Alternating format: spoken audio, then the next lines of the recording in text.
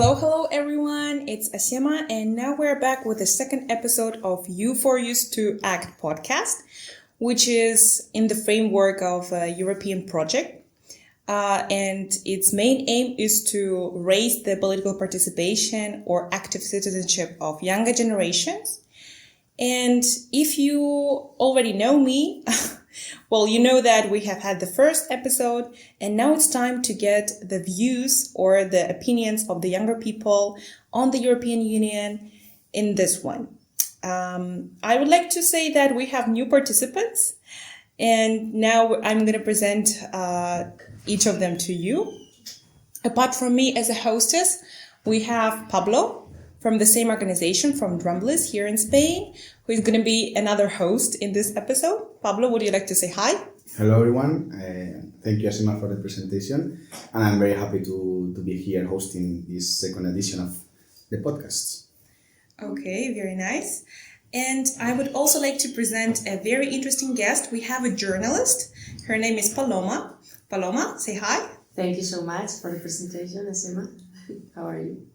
I'm fine, and I really hope that our listeners are looking forward to getting our opinions on political participation here.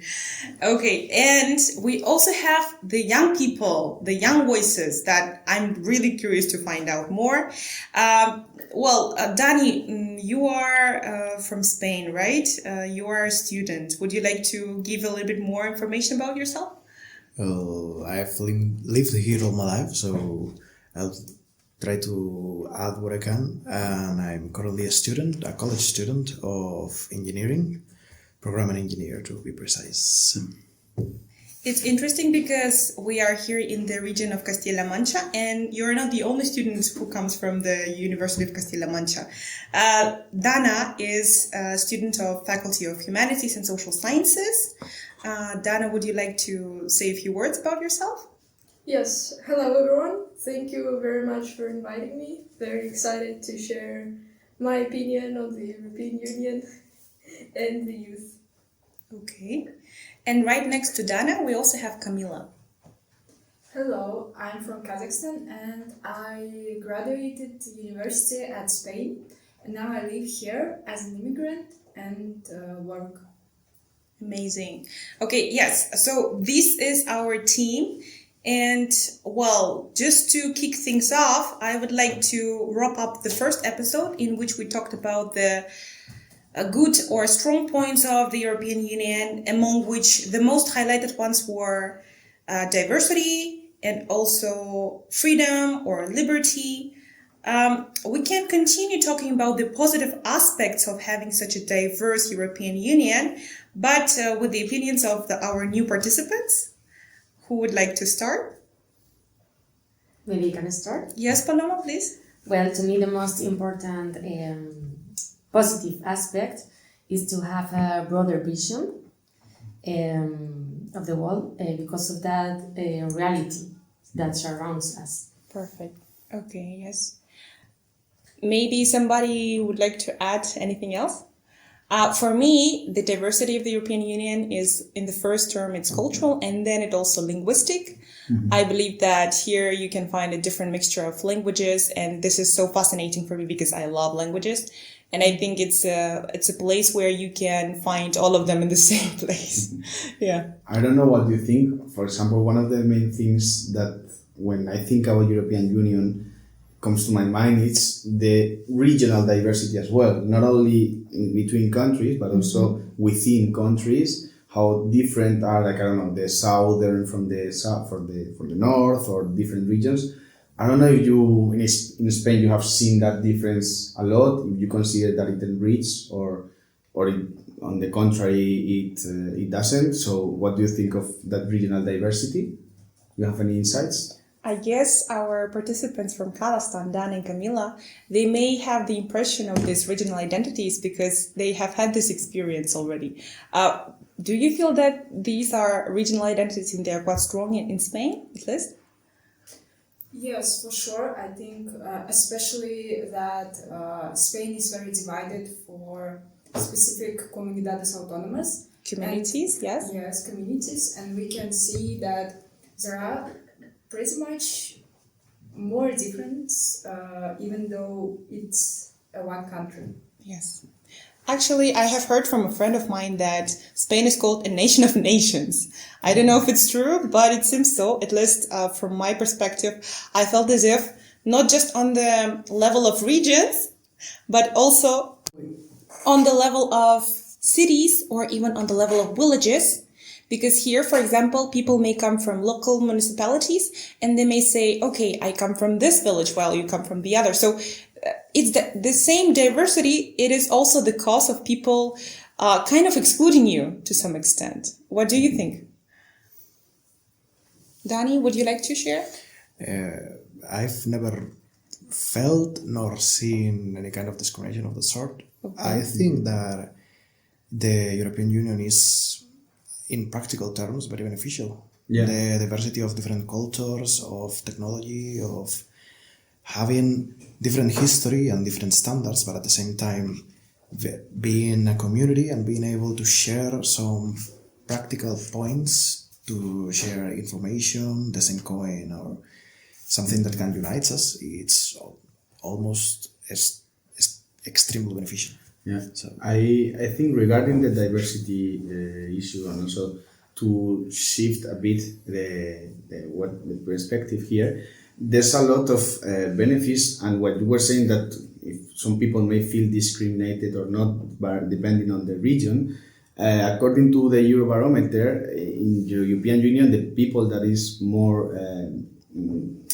that feel more discriminated is Roma population. So I think in European Union, regions are not a reason of discrimination themselves, but other stuff, according to Eurobarometer, for example, the skin color or ethnic origin, or here it says also being transgender, disability, being intersex, all of that are reasons that cause discrimination or are perceived as reasons to be discriminated. But I think in this case, regional diversity might also be a strength rather than a cause for discrimination. So also engaging with this last question, Of course, my question would not be rather like discrimination within the regional identities. I guess we were more talking about the differences in general. And it's good that we pointed out that it's actually a very strong point. And it's also encouraging to hear from young people that you believe in the European Union and that you think that it works well. At least the unity that you have in spite of the national borders or the other administrative borders that may be there. Moving on, we may talk about cultural diversity. Cultural diversity and how it may pose some challenges, especially when it comes to living together or how it impacts unity and policy making. I guess the same diversity may split people apart just because of, as you said, because of their ethnic or maybe cultural background, because of their religion, because of their beliefs. Even the political beliefs may be the reason why people feel that they may not be friends or that the other ones are completely different. For example, if you come from a family of conservatives and you may not feel at ease with the people who are of different opinion. What do you think of this issue? Do you think that diversity poses sometimes challenges, that it may be sometimes a problem that society, especially European society, may face, and from where problems may origin? What do you think? I think diversity may create some obstacles when it comes to policy making or when it comes to coming to a decision that everyone agrees on. Because if everyone is different and they share their different perspectives, it's hard to sometimes compromise and make a decision that everybody likes. But I think the problem is, when it comes to discrimination, the problem is not in the diversity itself, but in the lack of knowledge and maybe in a lack of compassion or respect towards other people. Empathy. Yes, yes, you're which completely is, right now. in my opinion, which is harder to see within the European Union, because although all of these countries have different stories, different heritage and languages, they do share a lot of similarities in terms of history and in terms of how their country is established politically, maybe socially and culturally. But I think where it is most noticeable, the discrimination, is when people from other countries, from other cultures, like maybe Asian people or people from Morocco, come to European countries and they might face discrimination because people are so used to countries being the same and to people thinking alike, that when they encounter someone who might think differently because of their culture, because of their social status, or sexuality, or other factors, they might actually find it difficult to understand this person. That's so interesting. Yes, I Dana. think it isn't something unhealthy to discrimination itself, but it's so important, like a society, to be prepared for that Yes. and how to manage it. And according to what Dana said, I feel as if you have, well, maybe not faced, but you would say that from your personal experience to some extent. If I may not. I wasn't discriminated against, Yes. but I do find it harder to sort of integrate in the society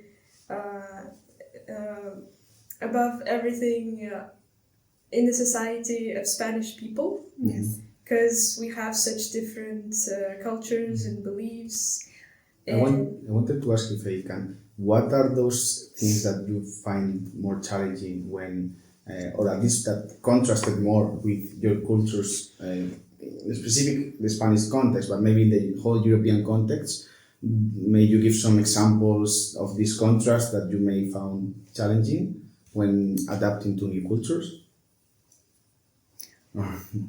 For example, as we come from very patriarchal society, it was very challenging to integrate in the European community because of the, I don't know, kind of that people here are more inclusive and they don't have prejudices. Maybe they have, but not in this extent that as we have in our country. And for example, as being a woman here, it feels completely different than it was when I was in my home country. Yeah, for sure. I mean, I think that's very interesting also to hear all this stuff. I don't know, Asima, what you think, but I think diversity, as we've discussed, may pose some challenges. And I don't know, Danny, if you wanted to say something about it, There's or you agree. nothing that hasn't already been said. Maybe you, as someone that comes from Spain, that maybe see. Yeah, from a local person's perspective as well. Like, Yeah. I just believe that apart from what Dana mentioned, like the lack of empathy, lack of understanding is also the ignorance. Like, usually For the sure. ignorance is the reason why people, they think that these prejudices, these are true, and that what we have, like the picture that we have of how the people are, it's true, without even trying for ourselves to find out the story behind. So To be fair, having such a widespread amount of cultures and histories, and also the different values that each one of them have, makes it very difficult to always be on the same page, because your beliefs are going to be challenged at one point or another. And as it's already been said in this table, it's mostly because of ignorance. People fear what they don't understand, and there are other cultures that and it's do things. almost impossible to get to know every culture. Yeah. So if in the end you feel as if you are being ignorant in a certain aspect, I think it's something that we can forgive, but at least not to express too much either. Well, I think we have covered a lot when we talked about positive aspects and also negative aspects of having the same diversity within the European. Just to move on, it's good that the European Union, it takes active action globally to prevent all forms of discrimination based on the grounds of gender identity or racial or ethnic origin and some other factor that may affect, because all of us to some extent may have different types of discrimination just based on our age, on our background. So it's quite common to everyone. What I would like to ask is, what is your opinion on young people's involvement in terms of civic participation? At least here in Spain, you may already express what you think, if they are active enough, if they are engaging in local activities, like for example the maybe they are forming part of the voluntary corps here, or they are helping with organization of local events, local festivities. What would be the general impression? If I might interject,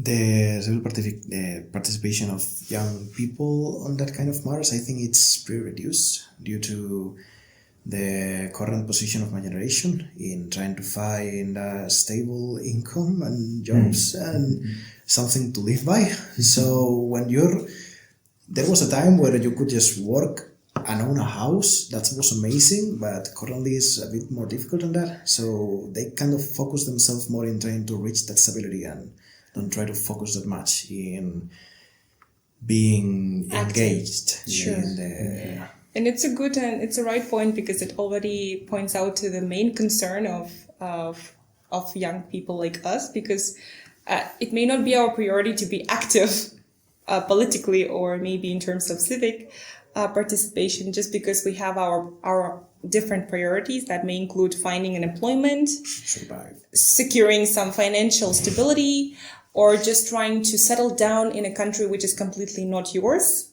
which has different types of policies that you always have to go through, or some kind of bureaucracy that always there. But anyways, let's assume that even with these obstacles, there are still people who would like to be active. Well, do you have such examples in your real life? Like maybe you have some friends who are volunteering, or they are doing some interesting activities. Yeah, in my part, if I may, do a small comparison between, in this case, two Mediterranean countries, Italy and Spain, because I've been living for a while in Italy, and I think I'm able to give a comparison. And I would say that in Spain, it seems that people, or at least young people, engage more in civic society, in social work and stuff. In Italy, all this social work was kind of more corporate. It was somehow left to big corporations doing volunteering, offering volunteering programs, rather than the young people themselves forming their own organizations. Of course, there were young organizations actively engaging in social issues. For example, one of the things that in Italy young people participated more was in sustainability issues and environmental and climate change, with a lot of initiatives and interesting outputs. But in Spain, I think that they cover a wide range of topics. For example, one thing that I noticed is that in Spain, the term, like, young people are very much aware of disability problems, and they tend to engage more in helping and enhancing the normal life of the disabled people, basically. While in Italy, maybe I didn't see it that much. So, taking on this issue, I would like to ask I don't know if you've been in other countries or if you've seen other European realities, but what comparisons are you able to establish? Some comparisons between some European countries to, like, as I did, like maybe in some countries there's more participation, there's less, or there's more in some aspect or in other. I don't know what you think. Are you able to establish some comparison, or? Well, just the same point that you made. Some countries are much more inclusive, even for people who have certain types of physical disabilities, or the other obstacles that may be coming from the same origin. But I also guess that the political participation and the awareness of being active, it might be higher in a country that is more like forming part of the Northern Europe, if I can say that. Of course, it's just my opinion. It doesn't have to be true. But interestingly for myself, I found out that here people, they are also quite educated. Like even for the local municipalities elections, they get to try to find the information about the people there, so they want to be engaged. And then I encountered some young people from Spain here who were trying to form a political party that would represent the young people. So for me, at least, it was not a shock, but maybe coming and taking into account my background where people would not believe in politics at all, finding out that here they believe in the importance of politics, on how it make a change. I got surprised. That's my impression, at least. What do you think? You have any interesting points regarding this issue? I think young people have to choose the struggles, and maybe they are a bit loose with that because of the over-information of the media. That may be a challenge as well, like the overwhelming information of a lot of stuff to be concerned about. Maybe the pressure to choose something or to cover all, maybe it makes, I think it's an interesting point, that makes young people kind of lost, overwhelmed, or not really specializing, or like rejecting even, because it's a lot of stuff to take care, no? So it may as well pose a challenge, this thing. So I don't know, what do you think? Do you have any insights on it? When it comes to voting or selecting what are you going to politically go for? Well, more, I mean, we can shift towards that thing, but in general, the media part, what you were saying is what I mean, that it makes the young people, of at least the ones I know, because I can't generalize, having access to all this information makes it kind of hard to select what are you going to go for, since there's so much blatant contradiction in media, since we have a lot of the current media allows us to go back to information that was said years ago for politics, that have blatant contradictions from what they believed and what they are now exposing. So it kind of makes you lose faith on choosing an actual representative, since they are just going to go back on their word anyway, or make a pact that goes against what they were saying before. And the 3 times I've had the opportunity to vote, I choose not to, 2 of them, because I wasn't informed enough and I didn't want it to trample the vote of someone that was actually trying to vote for something. And the 3rd one, you feel I like was uncomfortable. practical. It was just mere practical to benefit the work of a family member or our current position. Because in terms of the values of each of the, it's kind of a trap card, because they will go back on their word a lot of times. That's actually interesting, and we can maybe jump to that side of the conversation. Well, thanks, Dani, because I think it's important to get to know that there is such a huge sense of responsibility among most people who go or who prefer not to vote, because the reason why you abstain may not be just the lack of time or not putting that as a priority or the lack of interest. It's just mostly because you feel as if you don't have or you don't possess enough information to make a decision that would make a difference or that would... The information is there. We have the World Wide Web, so we have access to all the information we need, but that doesn't mean that we are prepared to choose. Exactly, because it's also the fact that we have so much quantity, it's overwhelming. And maybe apart from you, somebody else would like to share their voting experience, as we have jumped into this topic already. Well, for me, I guess I have never voted. I didn't have a chance. And interestingly, I think on the statistics point of view, most young people, or not just young people, some people would not vote just because they didn't have time or they didn't have an opportunity to stay in one country to such a point that they could vote and present themselves there.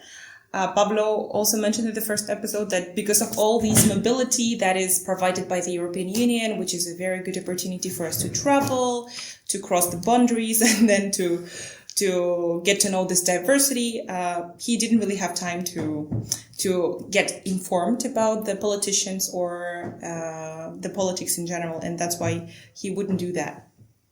And I guess with Dan and Camila would also have an insight into the political participation of some part of young. Have you ever voted or intend to vote? No. No. We didn't get the chance to because we left before we turned 18, and here we can't vote. I've heard a lot of young people, not only young people, but also older generations here say that they don't vote because they don't feel like any political party represents their wants and their needs and them as people, and that's why they don't choose anyone. And if you could vote, would you like to vote? Are you in favor of actively voting? What do you think of this? Do you think it's important? Do you think that it really Or doesn't do you think count? of it more like an obligation, a duty, and it's better just to get rid of it as soon as you can? Which is That's also quite radical. no, it's just an opinion that doesn't have to be true. I think when I will get the chance, maybe in the future, to vote for European Union, for some representatives, I will, because it's a quite interesting. To take part. Yes, it's very interesting to take part in something global like that. But for now, as we don't have this opportunity, we don't. And as from our background, it's very common that we don't really. You don't have a trust. Yes, we don't have a trust because it's such common in our countries that there is everywhere misinformation, or the parties that have more influence on the governmental part, they have more power and they show themselves more in the media, for example, than parties that don't have influence, and that's why we don't really see all of the choices to make. Mm-hmm. And that's why I think there is a lot of people who don't vote as well for these reasons. In this case, we have a journalist here. May I ask, what's the role of journalism or information? How much information affects the decision of people when voting? I mean, for example, in campaigns, electoral campaigns, how much influence has the media and social media and stuff in determining the people's intention to vote? Definitely, we have a big responsibility with that because the influence is so hard. But I think too that maybe we must to less. I think what Paloma tries to say is, of course, the amount of visibility that you gain, whether as a political party or just as a politician in general, it really helps you to increase the number of votes that will be for you rather than the votes against you, because in the end it's about quantity. Like, would you vote for someone you don't know, or would you vote for someone you don't like, but at least you get to know them because you get to hear about this political party or about this politician from the others, and you think, okay, at least something that I get to know, because once again, people, they are afraid of things they don't know. There's a much higher responsibility to media because not only we get much of the information, the scandals, the rumors and the information provided to us is mostly via media. Also, they have the responsibility to be impartial about it. Which is a good point, because they are not always objective. Yes, exactly. They also have their own political beliefs and they need to be aligned with them. Yeah. If you just share that information pushing that beliefs instead of being impartial about it, people can't really make a fair choice in most of the situations when exposing certain things or about certain policies. Yeah, but it's a general human factor that when we feel that something is right or something that is more aligned with our beliefs, in this case, we will even unconsciously push it to some other people. Like if you're more conservative, in the end, you will still try to get what is conservative.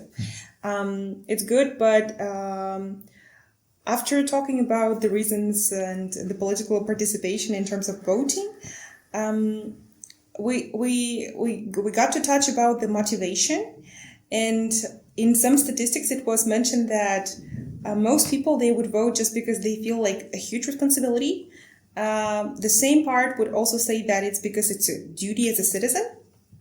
And then interestingly, there were some part of young people who said that they would vote so that it helps to ensure the view of people who are represented in politics, or also the way of not allowing the other political parties to gain as much power as they didn't want them to. So maybe it's a good way to motivate someone. Like, okay, you don't want to vote because you think it's a duty, because you don't have time, you have other priorities, you need to find a job, whatever. But it would also be good for the politicians to know that we as young people, we don't have these kind of problems. What you think is a problem for us is not a real priority. For example, when it comes to Spain, on the level of Spain, apart from job unemployment, which is very high in the whole European Union, it may not be like very contrasting, but still the job unemployment is one of the top issues. We may also talk about the other services like healthcare, or maybe the digital transition, the fact that we're all after COVID going into the digital tools. So you may share what your concern may be, apart from getting to know the community that you're trying to integrate into, or finding a secure place to work. About what you said, I've seen that sentiment, and it has been presented to me many times. The duty to vote as a citizen, because the argument about it is that people fought for the ability to vote and died. But at the same time, it's also disrespectful to vote without the correct information, since you are using that power for the wrong reason, or trampling someone that actually knows what they're doing.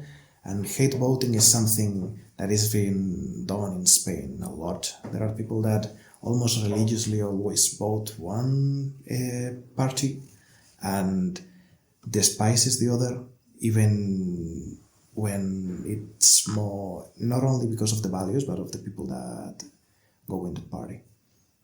That makes it less fair. It feels like if you are just choosing the less worse.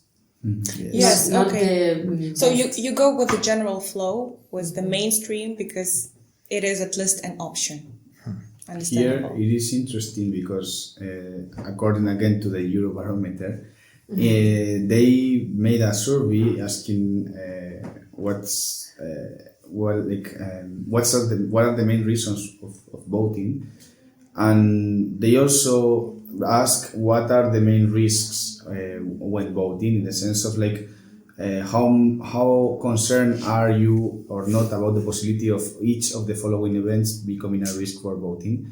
And they said that voting it's maybe also affected by the following risks, which is voting on disinformation, voting on manipulating cyber attacks, and also being pressured to vote in a particular way.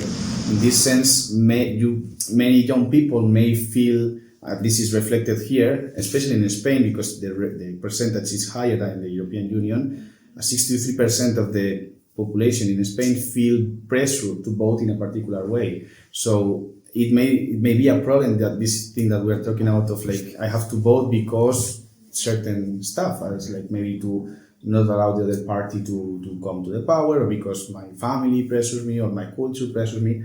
So this may be also a challenge when overcoming or to pursuing free elections. No, what do you think of this? I completely see the point because we all, as young people, may feel pressure, and not just when it comes to voting, when it comes to getting some responsibilities as an adult person. Yeah, I think this is also interesting. I don't know if you would like to answer to my following question, but this same survey, they said that in Spain also, in the European Union and in Spain, around 40% of voters, they think that some certain people should not be entitled to vote. This is a very open debate, and I don't know if you may allow me to open it, or maybe it's too risky. I think this isn't a debate, it's a discrimination. I mean, It's that's a what good illustration of what we covered before, and the fact that Danny mentioned that he hasn't seen so far. Well, I think the fact that some people are still not included into the participation in terms of politics, it already speaks about this exclusion that happens. To be fair, he has a point in something. There are certain people that pick because of they like the color or the face of the man that it's in, or the woman that is in charge of certain. Yeah, but that's not your problem. Of course, Yes. what I mean, what he said, or Their opinion. everyone must Has their own have the possibility to vote, but they also should be educated on what are the possibilities or what are the different parties that they could vote for, instead of going in blind. There should be a small program that you have to do before you start voting, but that will open a whole lot of questions of the program being impartial or not, so it would be probably. Yeah, but this is entering a debate that. And it's a very good proposal, Danny, because at least maybe many people they just don't even know how the elections work, like what really goes behind this I story. was actually going to ask, are you aware of how the European Of the structure election... and of even to organize the election, how much effort is taking there, like in terms of social media, in terms of like economic investments you have to do so that you have this political campaign, or even to find a venue so that people would come there, arrange a time, a schedule. I think personally, if we as young people, not obligated of course, but still, if we could be part of that, in this case, we would also feel more like, okay, we're also doing something for the sake of elections. In this case, would not be just a duty. We would also feel, okay, it's so much effort, so much work, and it is important for us to be there and to know how it works. Yeah, we'll also be engaging more people in civic society at the end. Like, it will be a tool to engage people in society and to make them feel a sense of belonging towards that. I just got to remember that once Dana, like just taking an example from the local University of Castilla-La Mancha, they also organized the student councils where they have to vote for somebody who would represent them in terms of the student representatives, like before the professors. And they would also organize like local elections on a very small level, but it would still give a picture of how it works, and it would help us as younger generation to understand how we will have to proceed in the future. Right, Dana, would you like to tell us how the student council went in the end? Was it hard to be part of it? At first, I was very nervous because I've never participated in the elections, and I felt a lot of weight on my shoulders when I received the letter that I was going to be a vocal or something. Yes, but in terms of participation, I was very surprised, and I was very pleased to see that I think every single student came to vote for their representative. And I would say that it did go very democratical, although maybe not very anonymous, because everyone saw who they were voting for.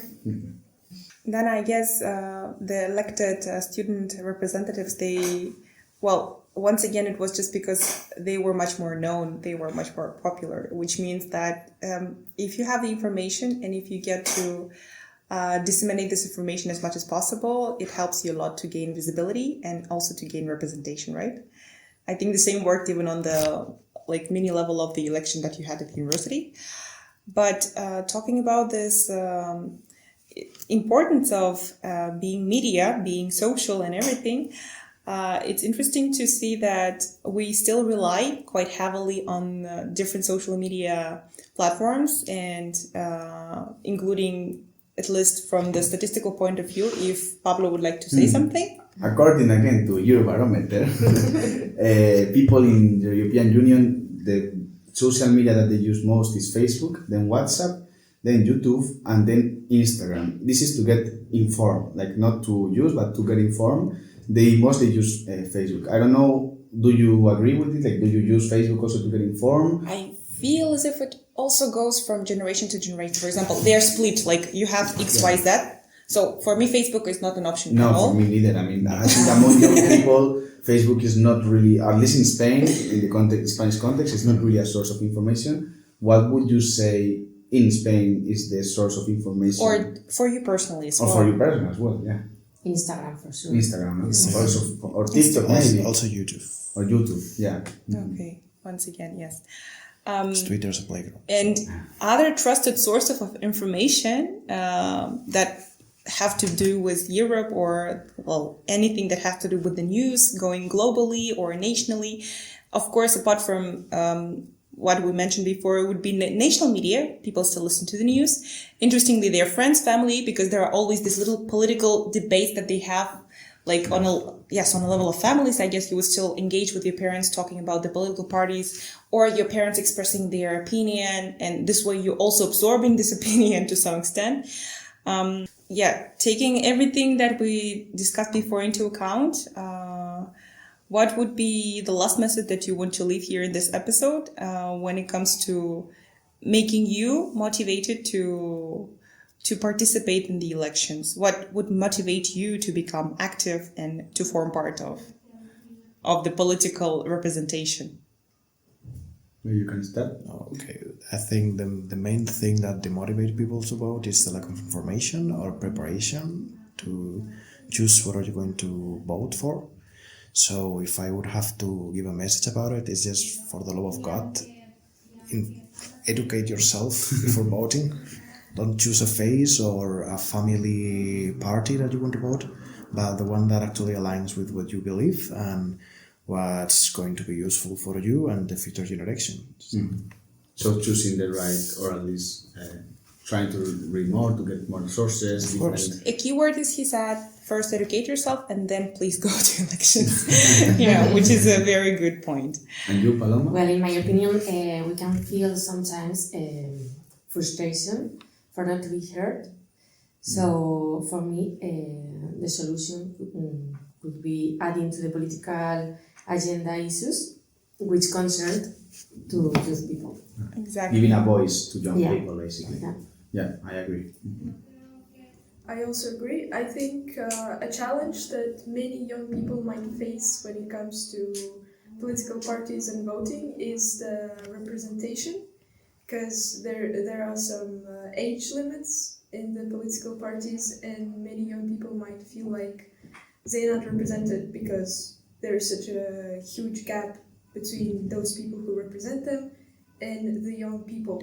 But do you feel that even if we had this opportunity to be represented there, would we really go for it? Or would we just think that we have other priorities in life and keep doing our business? And also, would you trust someone that is... Yes, because even among the young people, you may have someone who represents you and you still feel distrust toward that person, and you may end up in the same. I think young people would participate because there are many young generations that are interested in politics, but they might feel discouraged to participate in politics because of the stigma or because of the misrepresentation of young people. And of course it might occur that you don't trust the young person that is representing you, but it is, I think, another issue which is Just hypothetical, which is why no worries about that. First, we need to clarify on misrepresentation, and as you said, just the fact that we are not represented there. We don't feel represented there. yes. Thank you, Dana. And lastly, I think for me as well is representation matters really. Maybe not only in case of youth, but also immigrants and Other groups that yes, are quite other vulnerable and marginalized. Yes, That's yes. completely true.